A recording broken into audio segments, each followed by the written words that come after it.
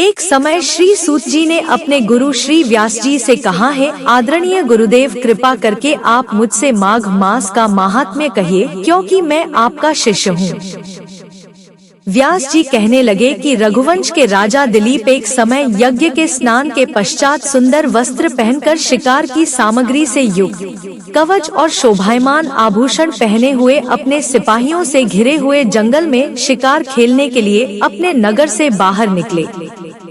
उनके सिपाही जंगल में शिकार के लिए मृग, व्याघ्र, सिंह आदि जंतुओं की तलाश में इधर उधर फिरने लगे। उस वन में वनस्थली अत्यंत शोभा को प्राप्त हो रही थी। वन में कहीं वृक्षों पर मोर नाच रहे थे, कहीं कहीं मृगों के झुंड फिरते थे, कहीं गीदड़ अपना भयंकर शब्द कर रहे थे, कहीं गैंडों का समूह हाथियों के समान फिर रहा था, कहीं वृक्षों के कोटरों में बैठे हुए उल्लू अपना भयानक शब्द कर रहे थे, कहीं सिंहों के पद चिन्हों के साथ घायल मृगों के रक्त से भूमि लाल हो रही थी, कहीं दूध से भरी थनों वाली सुंदर भैंसें फिर रही थी, कहीं पर गंधित पुष्प हरी लताएं वन की शोभा को बढ़ा रही थी, कहीं बड़े बड़े पेड़ खड़े थे तो कहीं पर उन पेड़ों पर बड़े बड़े अजगर और उनकी केचुलियां भी पड़ी हुई थी। उसी समय राजा के सिपाहियों के बाजे की आवाज सुनकर एक मृग वन में से निकलकर भागने लगा और बड़ी बड़ी चौकड़ियां भरता हुए आगे बढ़ा। राजा ने उसके पीछे अपना घोड़ा दौड़ाया, परंतु मृग पूर्ण शक्ति से भागने लगा। मृग कांटेदार वृक्षों के एक जंगल में घुसा और राजा ने भी उसके पीछे वन में प्रवेश किया, परंतु दूर जाकर मृग राजा की दृष्टि से ओझल होकर कहीं निकल गया।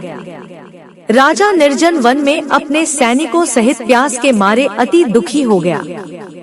दोपहर के समय अधिक मार्ग पर चलने से सैनिक थक गए और घोड़े रुक गए।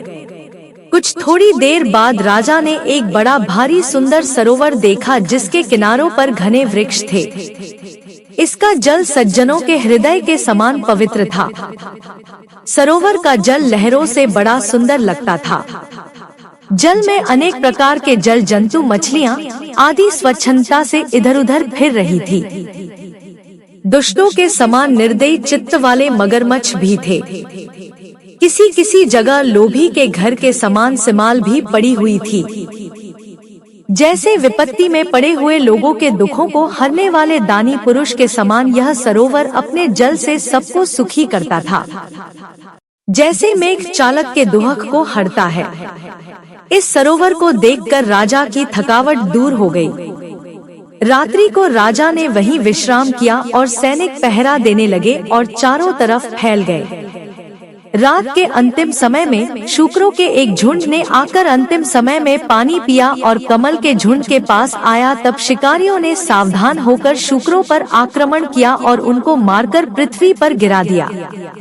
उस समय सब शिकारी कोलाहल करते हुए बड़ी प्रसन्नता के साथ राजा के पास गए और राजा प्रभात हुआ देखकर उनके साथ ही अपनी नगरी की तरफ चल पड़ा। रास्ते में एक तपस्वी को देखा, जिसका शरीर तपस्या और नियम के कारण बिल्कुल सूख गया था, जो मृगछाला और वल्कल पहने हुए था।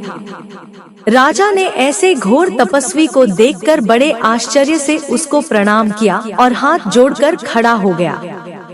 तब तपस्वी ने राजा को कहा कि हे राजन, इस पुण्य शुभ माघ में इस सरोवर को छोड़कर तुम यहाँ से क्यों जाने की इच्छा करते हो?